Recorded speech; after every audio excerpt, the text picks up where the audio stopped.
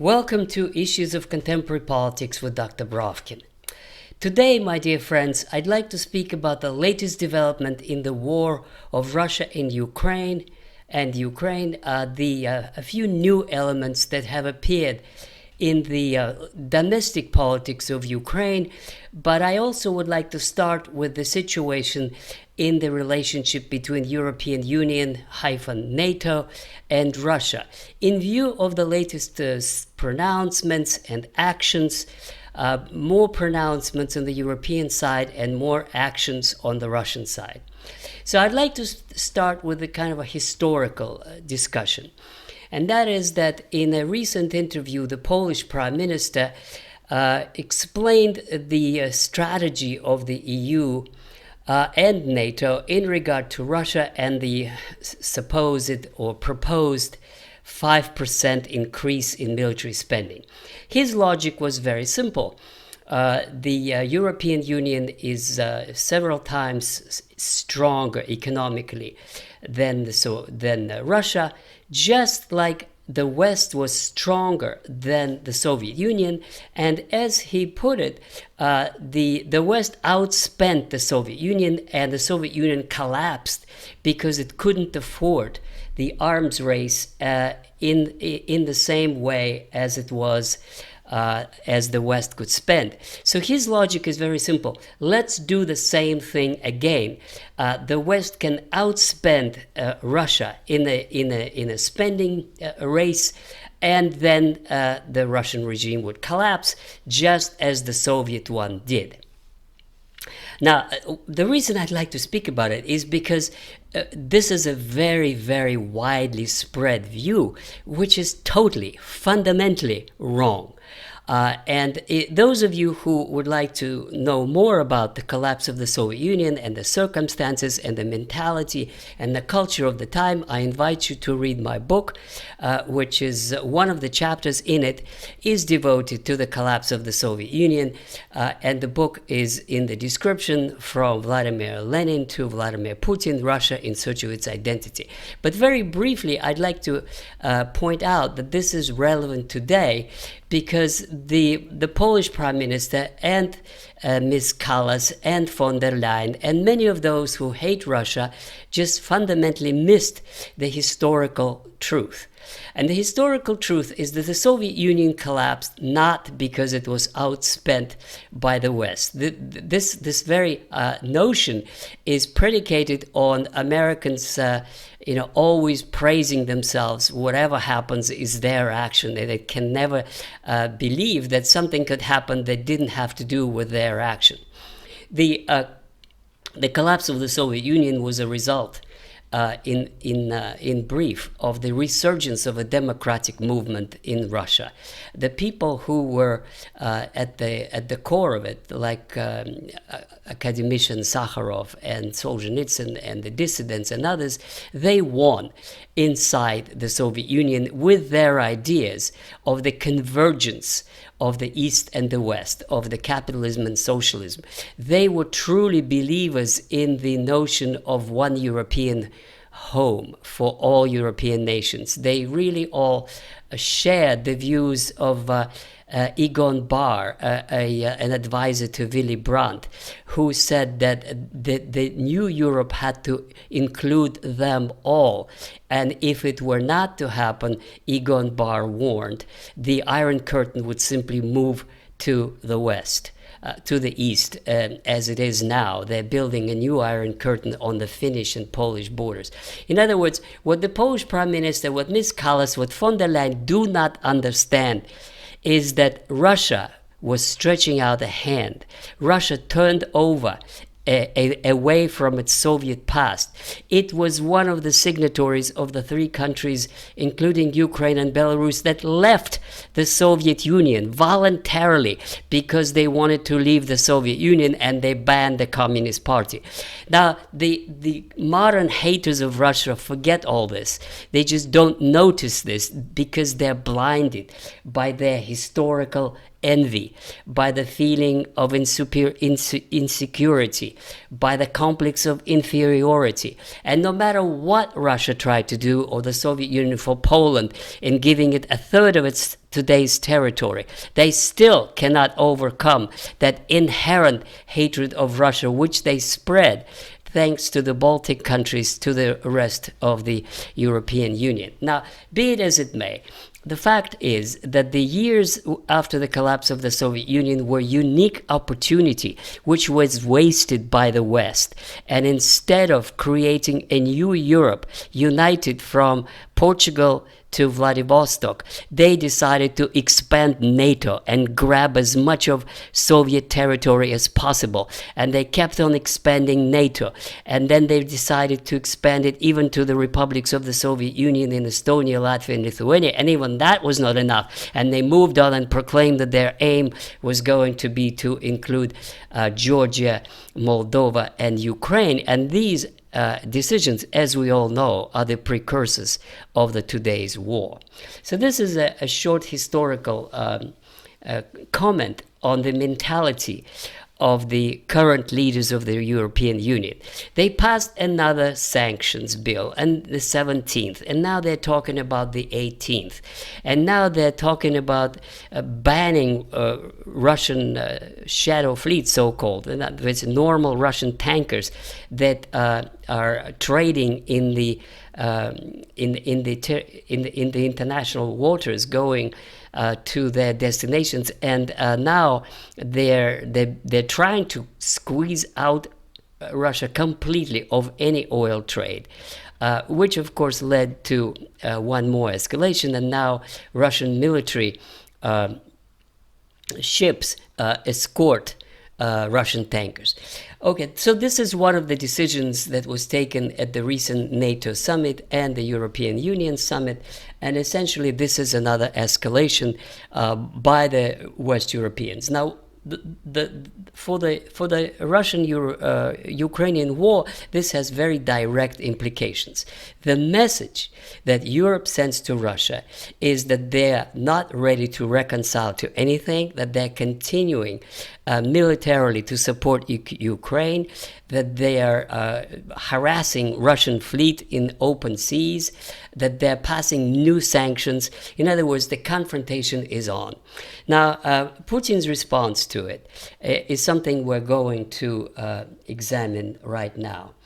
I would say that there's a kind of a two-track policy that President Putin is conducting at the present time.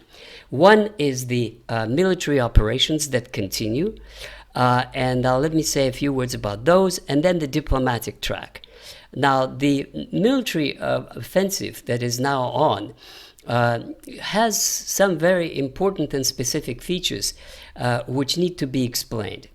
A lot of times people ask a question, military observers, people who write to me in their comments, why are the Russians moving so slowly? A village here and a village there, and in the entire half a year, they hardly moved beyond the Pokrovsk area, which is still pretty much not taken. It's semi-surrounded. The reasons are several, but let me point out to the most important ones. Number one is that these areas in Donbas region were the ones that Ukrainians had been building bunkers and concrete fortifications for 9 years prior to this current stage of the war. Second reason is the way the Russians conduct the war, and that is that there are no carpet bombings. There are no bombings of civilian areas. Just recently, even Ukrainian observers have confirmed that the shots you see on the CNN and others that show apartment buildings that are damaged by supposedly Russian shelling are true, but not exactly true, because most of the time these damages are caused by Ukrainian anti-aircraft missiles who shoot in the air, and then their remnants are falling back into the apartment buildings, causing these damage. So the point is the Russians do not attack civilian infrastructure. Moreover, what one has to understand is that the people who live there are by law Russian citizens. Anybody who is a permanent resident in the Donbas area, Donetsk and Lugansk region, is by constitution a Russian citizen. So they're very, very careful. They cannot just shoot and blow up buildings like the Israelis do in Palestine. And if you look at the history of warfare, even in the country like France, where I know a lot of things about, if you look at a city like Caen and visit it and look at the pictures after the liberation by the United States troops, you would see that the Americans were bombing Caen just because it was under German occupation. And it didn't make any difference. It was just as well bombed, civilian or no civilian. Neighborhoods were bombed because the Germans had it. That's not the way the Russians conduct the war now. There's virtually no bombing whatsoever of Kharkov or Poltava or any other Ukrainian cities. It is only military targets that are being systematically destroyed. Moreover, strictly speaking, the areas where the war is now raging are, by Russian constitution, Russian territory. These are Donetsk, Lugansk, Zaporozhye, and Kherson provinces. It is only in Kharkov, a small piece in the north, and in Sumy, where the Russians moved over from a Ukrainian attack in Kursk, a Russian territory. That's the only areas where internationally recognized Ukrainian territory is where the Russian troops are. In any case, so this is why they're moving slowly. And what is new in the latest offensive, which began a couple of weeks ago, is that the Russians are trying to surround, rather than have street fighting as they did in Mariupol. They're trying to surround Pokrovsk, and they're trying to approach and surround Slavyansk, which is the next big target, and the last two cities in the Donetsk Republic, or Donetsk province. But there were some important developments in the last week or so, and that is the drastic increase in the Russian drone and missile attacks on Ukrainian military targets, especially in western Ukraine. Just heard a report that on the 29th of June, there was a massive attack on western part of Ukraine in the Lvov area, and that a bunker belonging to President Zelensky was obliterated or destroyed. I think this is Putin's message to NATO commanders that the Russians, the message I think goes, do have a real bunker busting hypersonic missiles that can destroy the bunkers with all the NATO equipment in there. They also hit the airport in Khmelnytsk area and destroyed several F-15s. And then there were several other targets of similar nature. Essentially, the message, it seems, that Putin was trying to convey to the NATO leaders is that Russia will not accept any control over any assets in the entire Ukraine to NATO. NATO has to go. And the current NATO response at the latest meeting that it's not on the agenda is not good enough. What Putin wants is a treaty.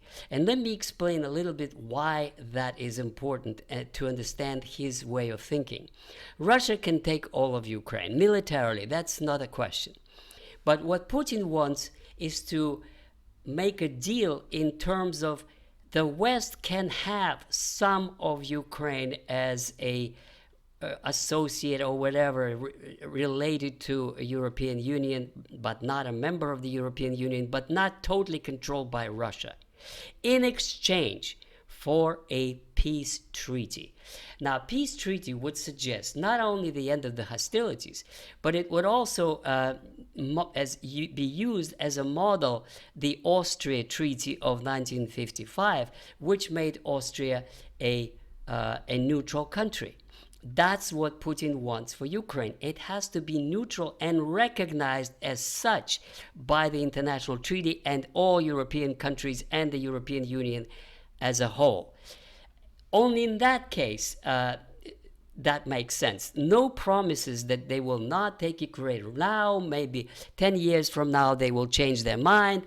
And this is not going to work. Not in 2029, not in 2035, when they're ready, when they have reached their 5%. That is why Putin is ready to give up some territory of Ukraine in exchange for having a treaty. If the West continues to insist, as Rutte just did, that inevitable the path of NATO membership for Ukraine is open, well, in that case, Russia has no choice but to continue its offensive until all of Ukraine completely is occupied by Russia. And then they will see in which form, which provinces will be either integrated into the Russian Federation or be autonomous region or even an independent state with treaty provisions regarding its military assets, its size of its army, etc. And now a few words about the domestic politics in Ukraine, which is also quite interesting and has seen some changes in the last few days. One of the most interesting ones was that the Rada, the Ukrainian parliament, is discussing a possibility of new elections when the war is over, which means that there are people in Ukraine, including in Rada, who actually are thinking that it is possible that a peace treaty may be signed, which means that these people are ready to accept Russian conditions, which is neutrality, demilitarization, recognition of Russian language, and stopping of persecution of the Russian Orthodox Church as other demands in the Russian memorandum. It is also interesting that Zelensky, for the first time, is no longer speaking of victory, but lately he's been talking about ceasefire. Now, his definition of ceasefire is invitation of Western troops, French and British, into Ukraine, which of course the Russians completely and totally deny and say that if they do, they will be simply annihilated, and Russia would not tolerate any foreign troops under any disguise on Ukrainian territory. So this is finally what I meant to say by the two-track policy. On the one hand, the Russians are intensifying their offensive and making very, very effective by moving on all the fronts. On the other hand, the door is still open, Putin says. The door for a negotiated peace settlement is still open, but on Russian terms. And on Russian terms are very clearly spelled out in the memorandum, which I repeated many, many times, but very briefly one more time. It is neutrality for Ukraine in a treaty. It is recognition of Russian new territories. It is lifting of all sanctions. It is restoration of the rights of Russian-speaking people in Ukraine, and it is restoration of the Russian Orthodox Church. Demilitarization, banning of Azov, neo-Nazi detachments, etc. So that's where we are in this first day of July 2025, and I stop at that. Thank you very much. Subscribe, write your comments, and read my book. Bye-bye.